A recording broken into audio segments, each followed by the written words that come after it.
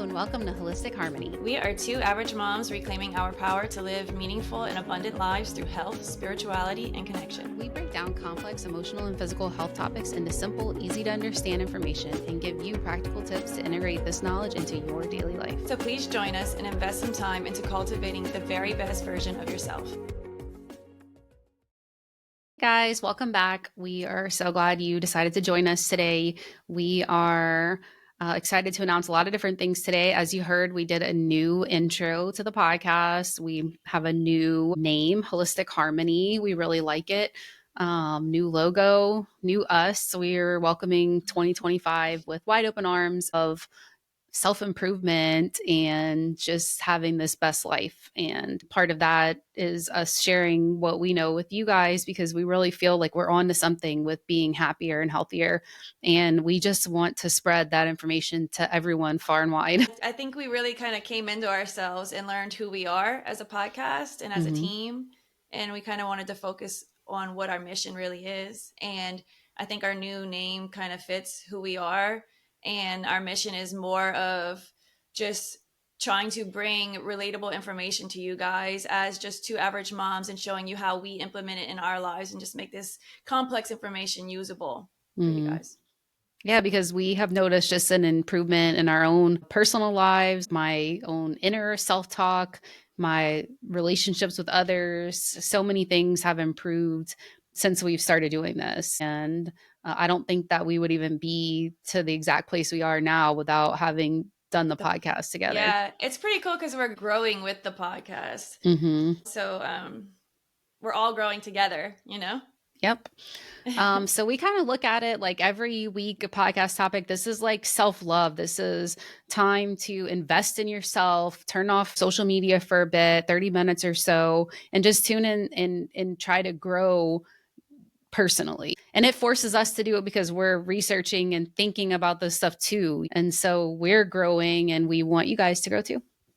All right, so today we're going to talk about a really fun topic, brain waves. I got really into this last week because I saw an ad on YouTube when I was looking at all the random videos I like to watch on YouTube for the Jose Silva method. There was this guy that trained his kids to have higher IQs and do better in schoolwork by trying to access different brain waves. And so I thought that was so neat. And I told Rachel, and you're like, I don't know about that. But then you obviously got into it because. Well, yeah, I was already I had gotten into it from the Joe Dispenza Rewired series on Gaia. So I was already learning about it. But the reason I wasn't into it because I felt like it was really complex. And right now we're not recording ahead of time. So I was like, we record the week of that we're posting. Yeah. And I was like, I don't know, man, we're going to need some time. But thanks to Joe Dispenza, I went and watched that episode again. And I feel like it's just such a beautiful explanation that really breaks it down in a way for the average person to understand and then use this information in their life. So that's what I dove head first into that. And I'm eager to share that information with people because I really feel like it can be helpful and it'll help people understand what's going on when you meditate and why meditation is effective. And not just meditation, but just actually learning how to get into your subconscious mind and change the way your brain is wired and works, like the way your thoughts are fired. And I think you can even change the way that your hormones are released in your body. Like you can change the way your body functions. And we're really powerful and our brains are really powerful. Yes. And you just have to know how to use it and start optimizing that. And what's funny? So about meditation is, I started meditation always. I mean, I've been thinking back a long time now that I've wanted to meditate and just never got into it. But last year, whenever I started getting more serious about it, and now I feel like last night when I was getting ready for bed, I was excited for a new day that I would get to meditate again. Oh, I'm the same. I am so excited to meditate. I really don't ever want it to end. It's almost kind of like a drug for me. And I know. Such an addictive personality. Me too. So, I just want to keep going. I'm like, oh, let's go again. Let's go again.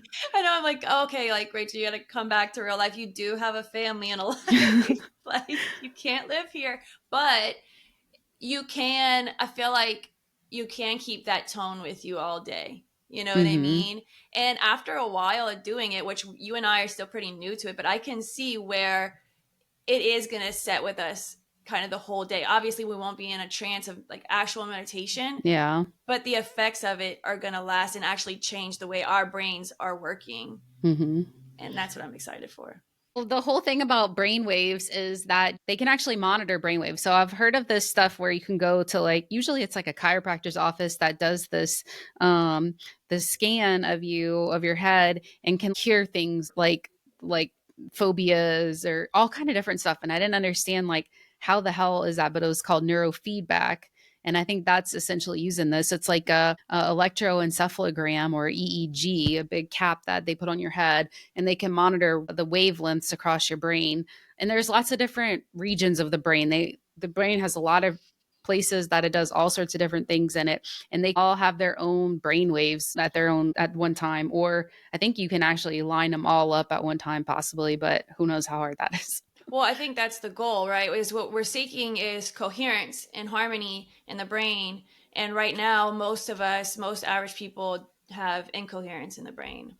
We're going to get to that. The first one that we'll talk about, the first brain wave, there's what, four, five: beta, There, alpha, delta, theta, and the gamma. theta, So then delta, and then five. gamma. Yeah, so five brain waves. And the first one is one that we're all so familiar with, and it's the beta brain wave. It's a high frequency brain wave. It is like your productivity, working, getting things done, checking things off the list, socializing. You're very much in the moment of something. You are doing something. It's like you're Yeah. doing brain. It's your analytical brain for Yeah. sure.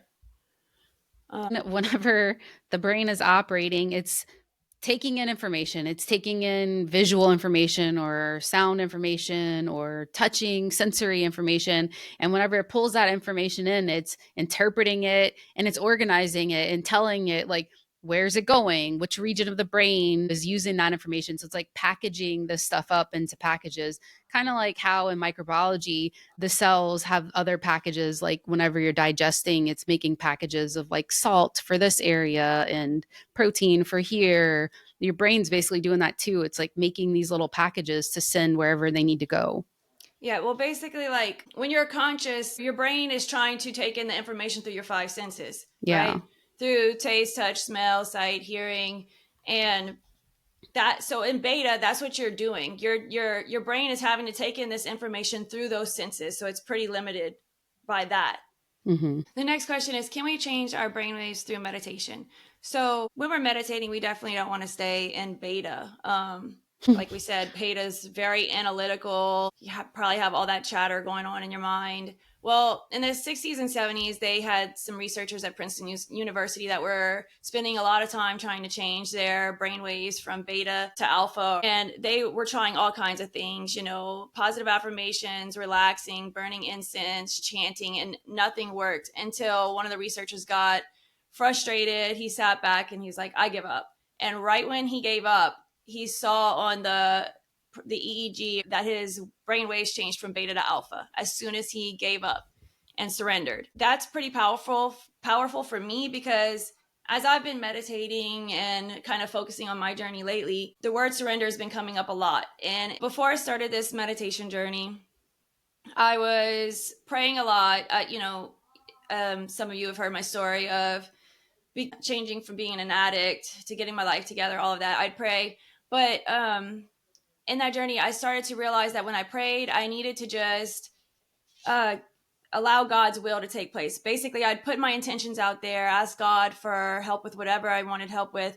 But I would always say, you know, if only if it's your will. Ultimately, I want your will to be done. And that was like an act of surrendering. And that was so powerful for me because I feel like all of those prayers were always answered, especially the ones where I left it in God's hands. And I just feel like it was mainly the act of surrendering that made that so powerful. I was putting my intentions out there and I just let God or the universe or whatever return that back to me. I Mm-hmm. put that frequency out and let that frequency come back to me instead of trying to sit there and control the situation and make it what I wanted it to be.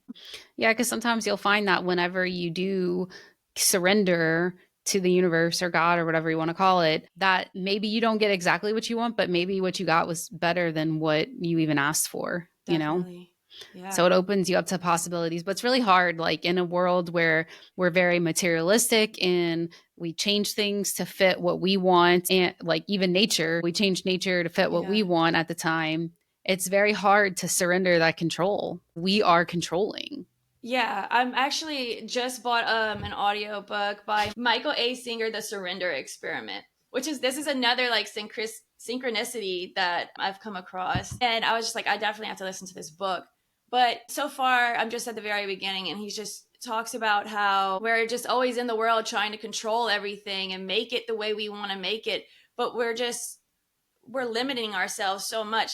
We just need to let the world happen to us. Mm-hmm. You know, the world's been going on for how many millions of years or Billions. billions? Yeah. And it's been doing just fine without us. And now we come along and we think that we need to control everything and tell everything how to act, or it's just, we feel like everything's going to fall apart without us, you know, when in fact, nothing's going to fall. Everything works just fine without us. Mm-hmm. So why not just let everything just happen as it's going to happen? You send your good vibes, your intentions, everything out, and then just let everything unfold as it wants to.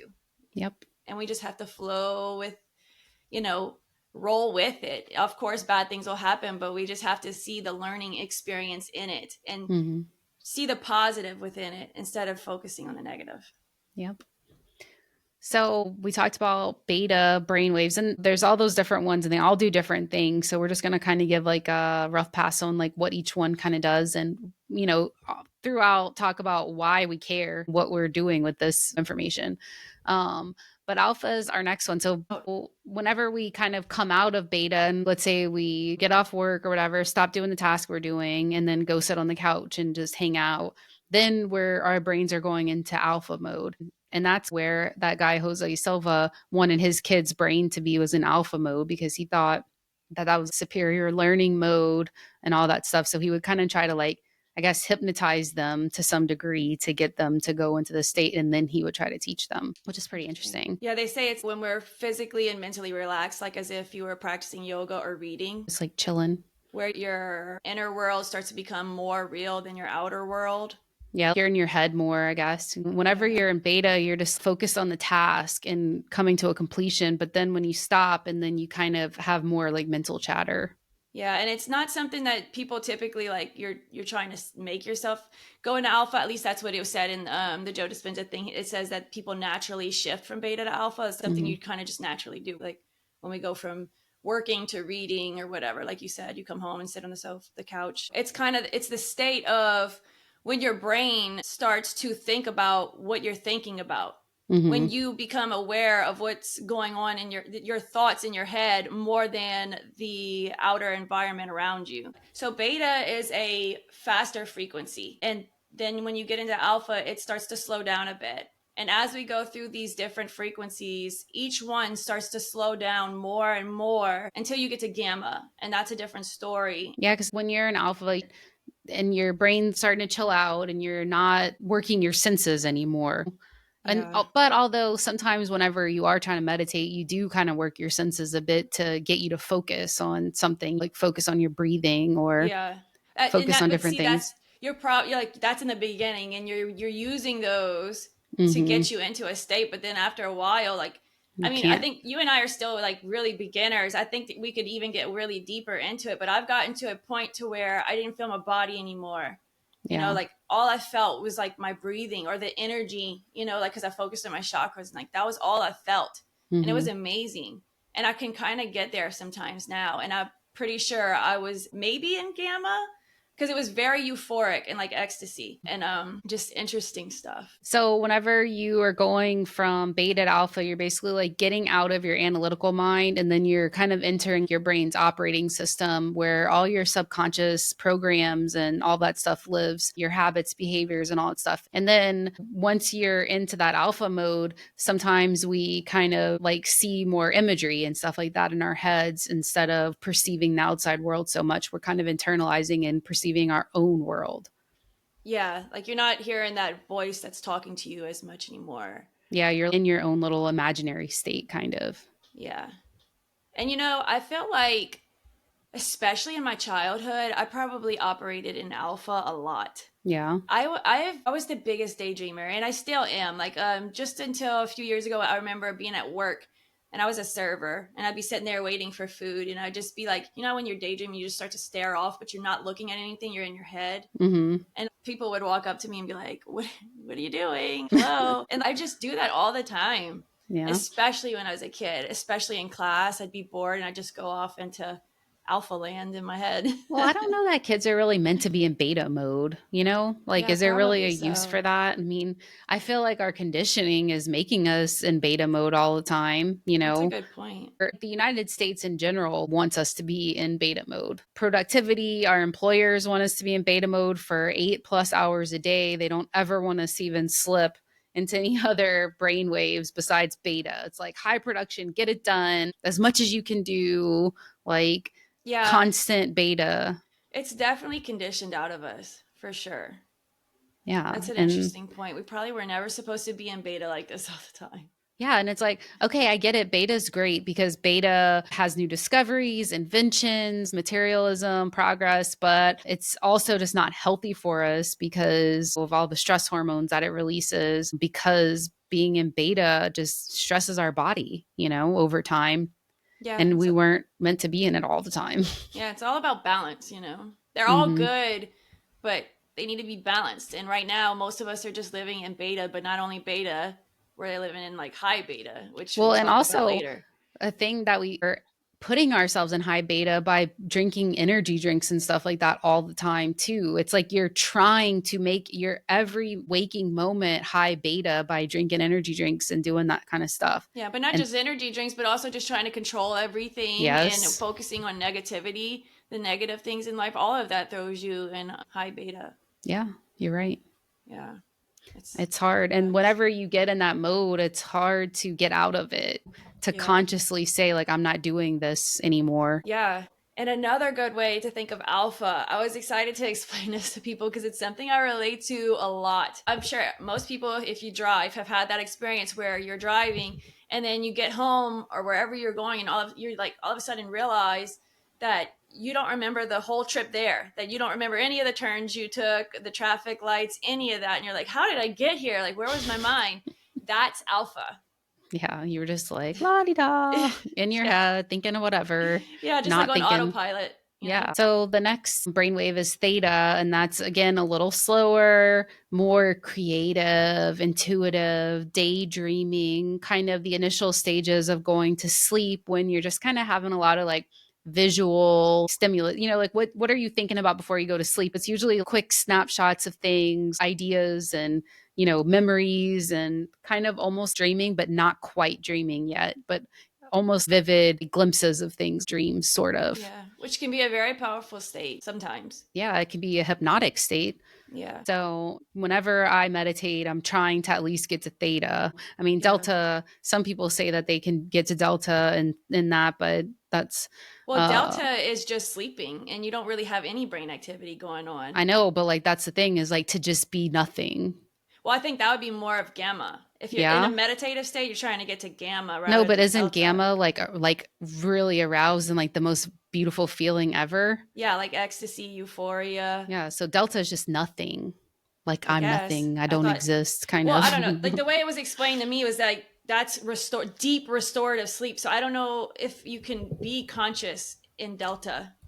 Yeah, you can. It's like a Really transcendental level of meditation, but it's very advanced. interesting. Okay.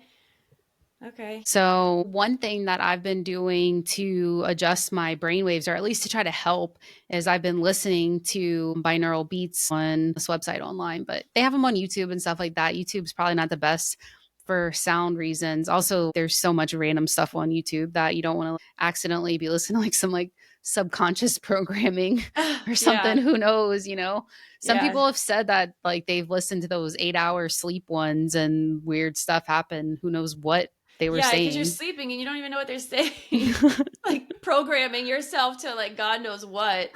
That's terrifying. I know it is, but I've been listening to these binaural beats, and there's one for theta and delta waves, and it just is kind of like a low vibration, almost sound like a helicopter, kind of like whooshing, reciprocal kind of sound. And I really like it, and it kind of helps me. I feel like I can see waves in my closed eye mind. It's really cool and really relaxing. Whenever you think about the cymatics and stuff, the sound propagated in water and how it can make water move into structures and things like that, pretty Yeah. crystalline structures and things. Our body being mostly made of water as well can do that too. So listening to that is kind of giving a physical brainwave. You know, it's That's like a interesting. physical representation in your ear. So, do you find that helps you sleep? I don't do it when I go to sleep. I do it when I meditate. Oh, okay. There's this one, and I'll link it in the show notes. The one that I go to listen to some of them. But I find it does really get me in the mood for deep meditation. And there's something about the binaural beats where one ear has a certain hertz and the other ear has a different hertz, and it's kind of playing them to where they're like wah wah wah wah wah wah. They're kind of both like reverberating almost, and your brain actually makes a third frequency that is the middle ground. Like, so if Mm, one's 7, another's 3, then your brain's making 4 because it's trying to find to the middle connect them. resonance. It's like Yeah. trying to harmonize them, maybe Yeah, something like like that. the filling in the dissonance or whatever, something to that effect. But it's really interesting. There's a lot of information about binaural beats and what they do. So if that intrigues you, you should go check it out. But I really find that it helps me get in the mood, sets the Yeah, mood. yeah. Just music in general, or beats, or you can do the frequencies. What do you call them? It starts with a S. Oh, the Solfeggio frequencies solfeggio, and yeah. stuff that really helps you to get into these states, Mm-hmm. rather than just sitting, especially if you're a beginner, rather than just sitting in silence and trying to get yourself in that state. When I do try to do that, but I'll be there for like an hour trying to do that. Well, I find as a beginner, I would probably do guided meditations Yeah, that too. because, But if you notice, those guided meditations have some kind of yeah, they melody of some do. kind in the background. Mm-hmm. And that's the main part that helps me, is the melody, and then them talking, and I'm doing what they're saying to get myself deeper. But that melody, if it was just them talking, it wouldn't be the same. Oh, you should definitely do these binaural beats that I have found and try to do that because I do that and I really am able to clear my head out by just listening to that and chilling out. Yeah, because it gives your brain something to focus on rather than the thoughts and the chatter in your mind, your analytical mind. Hmm. And that's the power of theta, because it's the ability to accept, believe, and surrender to information without analysis. And that's the purpose of what we're trying to do when we meditate. We want to get out of that analytical mind, and we want to basically receive and believe, accept information without critiquing it and analyzing. You know what I And mean? making it. Yeah, we want to get into a creative space where things just come to us, into our subconscious mind. Yeah. So with theta, your identity, your conscious mind, and your personality are starting to become suppressed, and consciousness or awareness is moving out of the neocortex, and that's the outer part of your brain, where, like the biggest part of your brain, the outer part where all your analytical thinking is. So your energy and awareness is moving out of there and into the subconscious centers of the brain, the middle part of your brain where your pineal gland and pituitary gland are, and your subconscious part. And that's the goal. That's where we want to get. That's where the programming is, and where we could really start to change the way our brain functions and the hormones. Your pituitary glands and pineal glands, that's what secretes your hormones.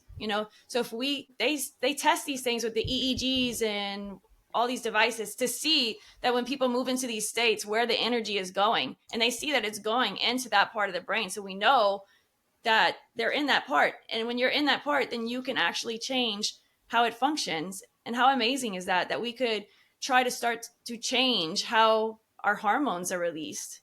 And how Yeah. significant can that be with depression and anxiety? I know it's really starting to change things in my life. So the next state that we can be in is delta, and that's usually like middle of the night, restorative sleep, when you're not even dreaming. You are just in this like total state of darkness in your brain. And that can be a very restorative, catatonic kind of place in your subconscious mind. There's very little going on at that time. It's a very slow brainwave, and it allows the brain to restore itself while we're sleeping. Sounds peaceful. I can see why people want to get to that state. Yeah, it's kind of like the feeling of when you're meditating and you're trying to get the feeling of not even having a body. You're just trying to feel the ability to just like have a soul almost. Then that's like where I think you're trying to get into that delta, because you're basically just trying to like just be and be nothing at the same time, you know? Yeah. It sounds like just really calming, right? Mm-hmm. Like so much so that you're just, yeah, like a sense of nothingness, I guess. Yeah, like you've left everything behind and nothing is left. Which could be great if you're dealing with a lot of stress. Like maybe you would want to achieve that. Yeah, and I think if you can get those, that's like the time where subliminal messaging and things can really sink in, because there's nothing else going on to block anything. It's just going straight to the source of your brain, Yeah. your soul. There's basically probably no analytical mind left at that point, and that the analytical mind is just what blocks everything. We can't pay attention to all of these miraculous signs we're getting all the time, or our intuition, all of these powerful things that are all around us. They're inside of us, but we just can't even see it, we can't hear it, we can't pay attention to it at all. It's like that's why we think these things don't exist, because our analytical mind is just so freaking loud, Mm-hmm. and so distracting, that it's just those things are just so far off in the distance. Yep. So then the last state is gamma state. That's a really high and rare frequency of all the brain waves. And this is like peak perception, expanded levels of consciousness, this total arousal of your brain, but not an arousal from fight or flight or something like that, but almost like an internal high euphoric arousal feeling. When you look at the graphs that show you the waves of all of these different frequencies, they show you beta, and that's a fast one. And then you go from beta to alpha to theta and delta, and each one gets slower. But Mm-hmm. gamma actually appears to be faster than beta. But it's not like beta in the same sense. Like high beta is when you have a sense of danger or emergency, right? Like something's evoking stress hormones within you and bringing emotions of aggression, sadness, fear. But that's not what gamma is. It's actually just an extreme arousal of euphoria, ecstasy. And Like the it's just best this feeling thing. ever, just like Yeah. internal amazing feelings, you know? Like maybe when you, I don't know, get first place in a contest that you've been working 10 years for, that really high level satisfaction and amazing feeling your body has when you accomplish this big thing. Like when you have babies, like after you give birth, I bet you're in gamma waves, because it's like this amazing accomplishment, this like beauty, this love, like all these things. And you just like have this crazy, powerful energy. So, like I was talking about with beta, how we spoke about what beta is earlier. It's our basically our analytical mind, our socializing, being at work, functioning in the world. But then they have low beta and high beta. And most of the world is functioning in high beta right now. Our brains are stuck in high beta. And that is, like we said earlier, just because we're always evoking those stress hormones because we're dealing with such high stress situations and danger, and or we're fear danger because of the news and everything going on. Mm-hmm. So most people, it's really a terrible place to be. We're not supposed to be in high beta all the time. And some of the things that I came across that kind of can help us deal with high beta mentality. And it was the concept of I allow, I accept, and I deserve. Basically, every day you want to tell yourself, I allow, and you can add whatever you want to that, but the concept is basically trusting the universe or God to bring your best life to you, surrendering. And then I accept, and write whatever you want, but the concept is you have to accept where you are so that you can move forward. It doesn't mean you're settling, it means you're recognizing your power to grow from where you are. And then I deserve helps you get past limiting beliefs. It's a declaration of self-worth that aligns your mind with energy and abundance. So it's just practices like that and meditation that could maybe try to help you get out of that high beta state. Low beta is more like that relaxed feeling. It's like Heather said earlier, a great place to learn Mm-hmm. and absorb information. And that's where we want to be. So basically, the point that we're trying to get across is that through meditation, we can try to lower these frequencies in our brain and get to the software, our subconscious. We want to try to become conscious in our subconscious mind to where that we can change and alter the way our body functions and the way that our mind works and is wired. Mm-hmm. And they go on to explain with the Joe Dispenza stuff how we have a lot. The average person today has an incoherent brain. Nothing is working in harmony in our brains. And that's why a lot of us have so much brain fog and are just struggling to have solid, clear clarity, like clear thoughts and clarity, Yeah. and be able to focus, because our brains are just not functioning coherently. And they can see this with the EEGs and whatever other devices they use. They can see how everything is firing. And he breaks it down like this. He says, imagine you're at a football game and everybody is clapping, just offbeat, just all together, just whenever they want. That's incoherence in the brain. But then he said the normal brain, where most of us are functioning, is if about every 10th person was clapping at the same time. That's where the regular person is at. But the goal is to achieve coherence. And that's if everybody in the stadium is clapping at the same time. So through meditation, we're trying to achieve coherence in the brain. And they even say how they can see with with the EEGs, when someone's brain is starting to become coherent, the grass, how it's like, the wave, right? Like Mm-hmm. this, the peaks and the valleys, the peaks line up with the peaks. When they're stacked on top of each other, you got a wave and then a wave and a wave. The Mm-hmm. peaks will line up with the peaks, the valleys will line up with the valleys, and that's coherence. And then you can see that person on their face, just like having tears rolling down their face. Like you can tell that they're about to have a transcendental moment, because you can see that everything is lining up and they're becoming coherent. And when your Yeah. brain becomes coherent, your heart becomes coherent, and then you have brain and heart coherence. And then that starts to create an electromagnetic field. Once you can create that electromagnetic field around you, that's like you sending off your frequencies off into the world, right? Mm-hmm. Like sending your information, your desires and your whatever off out into the universe. The energy within you is becoming so powerful that you're like magnifying it outward, is how Yes. I perceive it. Mm-hmm. And I like to start off by like kind of breathing in positivity and goodness and nature, and thinking as I'm breathing in all these good things. And then I'm breathing out like negativity and bad self-talk and self-doubt and all this other stuff. And like I kind of start to feel like I'm like discharging the bad feelings, negative yeah, feelings. and that's like the key. Everybody kind of has their own way to get themselves into these states. Like you have your own way. I have a few different things I'll do. Sometimes I'll close my eyes and I'll tell myself, I am more spirit and less matter. I am more spirit and less matter. And I just focus on that. It's kind of like a chant, I guess, maybe. Or I'll tell myself that I'm in a dark space. I have no sense of hearing, no sight, no hearing, no taste, none of that. And I just imagine that you start eliminating all of those senses until there's nothing left but consciousness, and Mm-hmm. an empty void that's just dark and black forever. And that kind of just eliminates all the distractions in your mind, right? You're eliminating all these things until you can just focus on just being conscious and aware and letting information come through other Yeah. than your analytical mind. Or sometimes I'll just focus on the birds and the sounds outside. And because you got to focus on something and get that chatter out of your head. Because if you're focusing on that, it'll just keep running and running and running. Or do the beats, like you said, or the guided meditations, which are super powerful. Yeah, because I mean, you can go on YouTube and find a guided meditation for however long and about whatever it is you want to know, like you want to meditate about, you will find it. And so there's so many resources to be able to do exactly what you want to do.